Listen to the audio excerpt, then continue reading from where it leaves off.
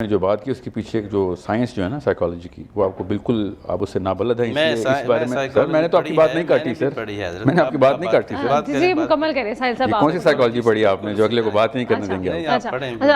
ساحل صاحب ہمارے ساتھ موجود ہیں، حافظ صاحب ہمارے ساتھ موجود ہیں. ساحل صاحب پہلے تو اپنی جواب مکمل کیجئے، وہ جو سوال تھا بچے کا کہ اسکالرز کے بارے میں آپ کی رائے یہ ہے کہ آپ کو نہیں لگتا وہ اپنے کام ڈیوٹی صحیح طریقے سے سر انجام دے رہے ہیں، تو وہ یہ کہتے ہیں کہ میں اس کو اسکالر بننا چاہتا ہوں. وہ یہ تو چلیں وہ تو ایک لمبی بحث ہے کہ میری کیا رائے ہے، مگر یہ تو ہر مسلمان کا کام ہے کہ وہ طاقت میں آئے. یہ تو اللہ کا حکم ہے کہ مسلمان طاقت میں آئیں. قرآن حکمرانوں کی کتاب ہے.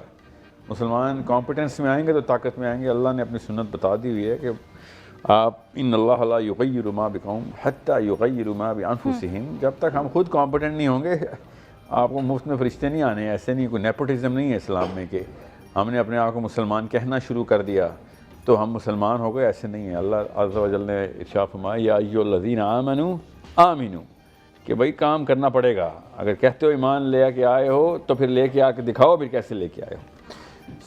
یہ اسلام واحد دین ہے جو اپنے ہی فالوور کو کہتا ہے کہ اللہ تمہاری مدد نہیں کرے گا حتیٰ کہ تم اپنی مدد خود کرنا شروع نہیں کرو گے. تو یہ طاقت میں آئے بغیر تو نہیں ہوگی. بہت ضروری ہے. اچھا عائشہ لاہور سے ہمارے ساتھ موجود ہے. السلام علیکم عائشہ. وعلیکم السلام، کیسی ہیں میم آپ؟ بالکل ٹھیک. عائشہ کیا سوال کریں گی؟ جی السلام علیکم سر. سر میرا سوال ہے کہ سر آپ کون سی سورہ ریکمینڈ کریں گے کہ میں تفسیر اس کی پڑھوں؟ قرآن پاک کی رمضان میں سب سے پہلے اس کی تفسیر پڑھوں. میرے پاس مولانا اصلاحی کی تفسیر ہے، آپ نے ایک ویڈیو میں ریکمینڈ کی تھی، اور ایک اور تفسیر بتا دیں. میں نے تو آج تک اصلاحی صاحب کی تفسیر نہیں ریکمینڈ کی، میں نے مودودی صاحب کی ریکمینڈ کی ہوگی. پڑھیں آپ اصلاحی صاحب کی پڑھیں، امین احسن اصلاحی صاحب کو ضرور ہر ایک کو پڑھیں. بس تفسیر ایسے پڑھتے ہیں، بس کا فارمولہ یاد رکھیے گا کہ ایک آپ کے وقت کے عالم ہوں جو آپ کے ٹائم کے پرابلمس کو سمجھتے ہوئے ان کے پچھلے 10-20 سے. اس لیے میں مودودی صاحب سے کہتا ہوں کہ آپ معارف القرآن سے شروع کر دیں. دونوں آپ کے ٹائم کی ہیں. ایک آپ کے ٹائم کی نہ ہو اور آپ ہی کے خطے کی ہو، اور ایک عرب کی کلاسیکل تفسیر آپ نے پکڑنی ہے. تو اس لیے ابن کثیر پکڑ لیں آپ. ان تینوں کو ایک ایک رکوع کر کے چلیں تاکہ آپ کو پتہ چلے علماء کی جو نظر ہے وہ ایک ہی مسئلے کو کس الگ الگ زاویے سے دیکھتی ہے، اور آپ تفسیر کو اللہ کا کلام نہ سمجھ لیں. یہ سب سے پہلا فائدہ ہوتا ہے کہ آپ جب ایک وقت میں 3 تفسیریں پکڑتے ہیں تو آپ کا ذہن انسانی کلام کو انسانی سطح پہ رکھتا ہے اور آپ کا کانفیڈنس اوپر لے کے جاتا ہے. ورنہ آپ ایک ہی تفسیر کے متکلف ہو گئے ہیں اور اسی کے اوپر رہ کے تو آپ کا ذہن سب کانشیسلی قرآن کے پیڈسٹل کے اندر اس بندے کے رائے کو اللہ کی بات سمجھنا شروع کر دے گا. یہ فطرہ ہے ہماری. سو جب تک آپ پیرلل میں 3 تفسیریں 3 علماء کی نہیں پکڑیں گے تب تک آپ کا دماغ تفسیر کو اپنی جگہ پہ اور قرآن کو اپنی جگہ پہ نہیں رکھے گا. سو یہ بیسکس ہیں. ٹھیک ہے. اچھا حافظ صاحب آپ کی بھی اس میں کہہ رہے ہیں دور حاضر میں ابھی آپ کیا سمجھتے ہیں کہ کس طرح بچوں کو بھی گائیڈ کیا جائے؟ بسم اللہ الرحمن الرحیم. یہ 2-3 باتیں میں تھوڑی سی کرنا چاہوں گا. ساحل صاحب نے بہت ساری باتیں کی ہیں. جی. ایک تو انہوں نے ذکر کیا اپنے انٹروڈکشن میں، آپ نے لکھا کہ مسلمان لکھیں. انہوں نے کہا کہ سائیکولوجیکلی مسلمان کے علاوہ ہماری کوئی شناخت نہیں ہے. دیکھیں قرآن پاک میں اللہ تعالیٰ خود فرماتے ہیں انا خلقناکم من ذکر و انثی وجعلناکم شعوبا وقبائل. ہم نے تمہیں ایک مرد اور ایک عورت سے پیدا کیا ہے، تمہارے مختلف قوم قبیلے ذاتیں بنائی ہیں. کس لیے بنائی ہیں؟ لتعارفوا، تعارف کے لیے. جی ہاں.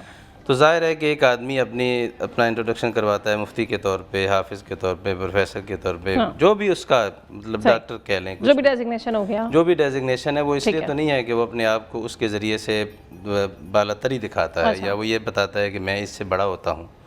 یہ پتہ نہیں کون سی سائیکالوجی میں انہوں نے یہ بات پڑھی ہے کہ انسان کا جو ڈیزگنیشن ہے یا جو اس کا تعارف ہے وہ جو ہے وہ اس کے لیے سائیکولوجیکلی ایک سپیریئر ہونے کا وہ شاید ایک اس کو شبہ ہوتا ہے اس کی وجہ سے. تو ایسی بات نہیں ہے.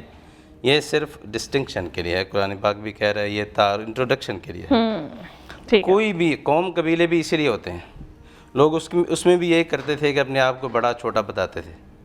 کوئی اپنے آپ کو عرب کہہ کے بڑا بتاتا ہے، کوئی عجمی کہہ کے بڑا بتاتا ہے. تو ایسی بات نہیں ہے.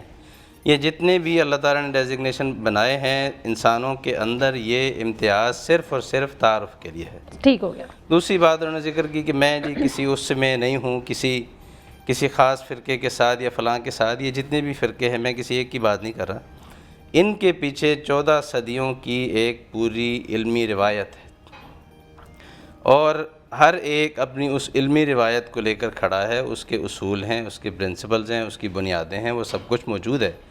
ہمارے ہاں آپ کو یاد ہوگا کہ جنرل مشرف صاحب کے زمانے میں ایک صوفی کونسل بنائی گئی تھی، جس کے چیئرمین سربراہ بنائے گئے تھے چودھری شجاعت حسین صاحب، اس کے سرپرست تھے مشرف صاحب خود، اور وہ صوفی ازم انہوں نے متعارف کروانے کی کوشش کی، جس کا ہمارے ماضی اس سے کوئی تعلق نہیں ہے، ہماری پوری صوفی روایت سے کوئی تعلق نہیں۔ شاید یہ بھی اسی طرح کا کوئی نالج ٹائپ ایک چیز متعارف کروانا چاہ رہے ہیں، ٹاپک کی طرف آ جو جانا، ماضی سے دیکھیں بات یہ ہے کہ بہت ساری باتیں ہوئی، ہم چاہ رہے ہیں کہ ان کو ذرا کلیئر کرتے جائیں۔ رینڈ کارپوریشن امریکہ کی، اس نے دنیا میں ایک ایجنڈا بنایا، اچھا، اس ایجنڈے کے تحت آج یہ حدیث شریف میں بھی ایک آتی ہے بات کہ ایک وقت ایسا آئے گا کہ اس امت کے بعد والے لوگ پچھلوں پہ لعن طعن کریں گے، وہ کہیں گے وہ برے لوگ تھے، لعن آخر هذه الامة اولها۔ اب بھی یہ روایت پڑ گئی ہے، جو نیا آتا ہے وہ کہتا ہے نہیں جی میں یہ ہیں، ہمارے ایک انجینئر صاحب ہیں اللہ انہیں بخشے، بہت سارے اس طرح کی روایات موجود ہیں۔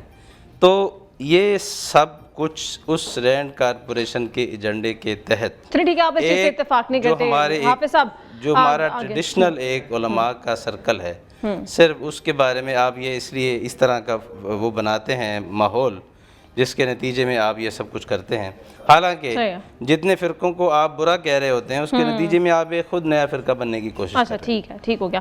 ساحل صاحب کچھ جواب دینا چاہیں گے؟ پھر ہمارے پاس کالر ہے۔ ایسی آپ نے جو بات کی اس کے پیچھے جو سائنس جو ہے نا سائیکالوجی کی، وہ آپ کو بالکل آپ اس سے نابلد ہیں، اس بارے میں سر میں نے تو آپ کی بات نہیں کاٹی، سر میں نے آپ کی بات نہیں کاٹی سر۔ جی مکمل کریں ساحل صاحب، کون سی سائیکالوجی پڑھی آپ نے جو اگلے کو بات نہیں کرنے دیں گے؟ اچھا حافظ صاحب اب بات مکمل کر لیں ساحل صاحب، پھر میں آپ کی طرف دوبارہ آتی ہوں۔ جی سو اللہ عز و جل نے قبیلے کے تعارف کے لیے سورہ حجرات میں تعارف کا بتایا ہے۔ ڈاکٹر قبیلہ نہیں ہوتا، انجینئر قبیلہ نہیں ہوتا، ٹھیک ہے، اس کو ہاریزونٹل ڈسٹنکشن اور ورٹیکل ڈسٹنکشن میں فرق کرنا بیسک سائیکالوجی 101 ہے۔ بندہ اگر کہتا ہے نا کہ میرا نام ڈاکٹر ساحل ندیم ہے، تو وہ آپ کو یہ بتا رہا ہوتا ہے کہ میں نے فلاں کتابوں کے اندر ایک فلاں دسترس حاصل کر لی ہوئی ہے، ٹھیک ہے، وہ ایک روب کی نشانی ہوتی ہے، وہ اس کی نیت بے شک نہ ہو، اس ٹائٹل میں روب ہوتا ہے، اسی لیے اس کو خطاب کہتے ہیں، ٹھیک ہے، اس کو عرض نہیں کہتے، خطاب کہتے ہیں، ٹھیک ہے۔ سو جب ایک بندہ یہ اپنے نام کے آگے یہ رکھ لے کہ میرا نام حاجی امجد ہے، تو وہ یہ نہیں بتا رہا ہوتا کہ میں بہت عاجز آدمی ہوں، وہ یہ کہہ رہا ہوتا ہے میں نے حج کیا ہوا ہے، ٹھیک ہے، اس کا نام آئی ڈی کارڈ پہ امجد ہے، مگر اس نے ٹائٹل چینج کر کے حاجی صاحب لکھوا دیا، حاجی امجد، تو وہ ریاکار ہے، وہ اسلام کی بیسس ہے، اس میں اور کوئی دو رائے نہیں ہے۔ اور یہ اسلام کی بیسس میں کون ہوتا ہوں بتانے والا؟ اللہ عز و جل نے بتا دیا ہے کہ تعارف تمہارے قبیلوں کی نشانی میں سے ہے، بس قبیلہ جو بھی قبیلہ، میں نقوی ہوں، میرا قبیلہ ہے نقوی، میں اللہ کے نبی صلی اللہ علیہ وسلم کے قبیلے میں سے ہوں، اب میرا یہ تعارف ہے۔ مگر اگر میں جتانا شروع کر دوں کہ بھائی آپ تم سے نیچے ہو، میں نقوی ہوں، تم امتی ہو، ہم نبی کے خاندان میں سے، تو یہ کبر میں آئے گا۔ میں نے تو یہ کبھی نہیں کہا کہ میں نقوی ہوں، میں تو آپ سے کہہ رہا ہوں مسلمان ہوں، سمجھ؟ اب سن دوسرا مدعا، جو 1400 سال سے آپ نے روایت بتائی ہے سر، دیوبند 1400 سال سے دیوبند ہندوستان کا حصہ ہے سر، دیوبند مکہ مدینہ کا حصہ نہیں ہے۔ 1400 سال کو دیوبند میں تو نہ لے کے جائیں سر، آپ دیوبند کے ہیں سر، آپ 1400 سر آپ کو میں نے سر جی میں نے آپ سے کہا ہے کہ ابھی آپ میری بات پوری ہو گئی سر، میری بات پوری نہیں ہوئی سر، آپ بات پوری کریں۔ میں سے ایک پوائنٹ آپ کا لے لوں گی، آپ ضرور لیجیے گا، بریلی ہو یا دیوبند ہو، 1400 سال پہلے یہ ہندو شہر تھے، یہ مسلمان شہر نہیں تھے۔ 1400 سال پہلے ادھر اسلام ہی نہیں آیا تھا، یاد رکھیے گا۔ 700 سال پہلے بھی ادھر اسلام نہیں آیا تھا، یہ بہت احتیاط سے سمجھے، اپنے آپ کو 1400 سال کی لڑی میں دیوبندی یا بریلی مت ڈالیں۔ رہی بات علماء کی جو چین ہے، میں نے کب کہا ہے کہ پرانے بندے نعوذ باللہ غلط ہے، اور میں تو کہہ رہا ہوں ڈائریکٹ 1400 سال پہلے کہ اللہ کے نبی صلی اللہ علیہ وسلم اور صحابہ کے پاس جڑ جاؤ۔ بیچ والے بندوں سے جڑنے کی رسک لینے کی بجائے ایک طرف فرقہ والے سارے بولتے ہیں ہمارا فرقہ ہمارے پوری ٹریڈیشن کو ریپرزینٹ کرتا ہے، اور ساتھ آیت بھی سناتے ہیں وَلَا تَفَرَّقُوا، بھائی ہاں تو آپ اللہ کی کتاب مان لیں گے فرقہ نہیں ہونا چاہیے، یا پھر آپ مان لیں کہ فرقے ہونے چاہیے اور ہمارا احسن ترین فرقہ ہے، تو یہ دونوں چیزیں اکٹھی نہیں چل سکتی۔ تیسری چیز جو میں ختم کر دوں اس بات کو، اللہ کے نبی صلی اللہ علیہ وسلم نے حجت الوداع کے اوپر خود تمام مسلمانوں کو اکٹھا کر کے ارشاد فرمایا، مفتی صاحب کو حدیث پتہ ہوگی، مستند ترین حدیث ہے، نہ کوئی یہ شیعہ حدیث ہے نہ سنی حدیث ہے، متواتر. تمام مسلمانوں کو اپنے اپنے گھروں کے اندر ایسے بیڈ روم کی دیوار پہ لگانی چاہیے حدیث. جب صبح اٹھیں تو اللہ کے نبی صلی اللہ علیہ وسلم کا یہ ارشاد ان کے سامنے ہو. اللہ کے نبی صلی اللہ علیہ وسلم نے ارشاد فرمایا کہ کیا میں نے تم تک حق پہنچا دیا؟ صحابہ نے کہا، تمام مسلمانوں نے اس وقت کہا، حج پہ آئے ہوئے سارے، یا رسول اللہ نام آپ نے حق پہنچا دیا. اوپر دیکھ کے انہوں نے کہا یا اللہ گواہ رہی کہ میں نے پیغام تیرا پہنچا دیا. اب آگے تم لوگ، میں ڈائریکٹ اللہ کے نبی صلی اللہ علیہ وسلم کو کوٹ کر رہا ہوں، اور کوشش کیجیے گا اس حدیث کو اسکرین پہ لگا دیجیے گا تاکہ کیمرے میں بچہ سیکھ لے. یہ متواتر ترین حدیث ہے، غور سے سنیے گا، اس کا مطلب بھی بتائیے گا مسلمانوں کو. اللہ کے نبی صلی اللہ علیہ وسلم کے ایگزیکٹ الفاظ ہیں کہ نکل جاؤ اور پہنچاؤ اس پیغام کو دنیا کے ہر خطے تک. آنے والی نسلیں، جو ان لوگوں تک تم پیغام پہنچاؤ گے، ان کی آگے آنے والی نسلیں میرا پیغام تم سے بھی بہتر سمجھ لیں گی.